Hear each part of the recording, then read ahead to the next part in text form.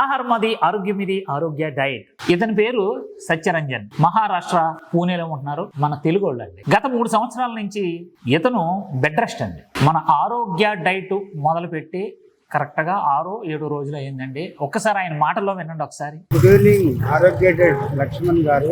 Last 4 years నుంచి bed రిడర్. రోజుకు ఒక 30-40 అడుగులు వేస్తే ఇంట్లో అది మహా గొప్పతనం. ఎప్పుడు బెడ్ మీద ఉండేటోడిని 6 days ఆరోగ్య డైట్ స్టార్ట్ చేసినాను. ఇది 6th డే. దాదాపు లాస్ట్ 3 days బ్యాక్ ఒక 45 minutes నడిచాను.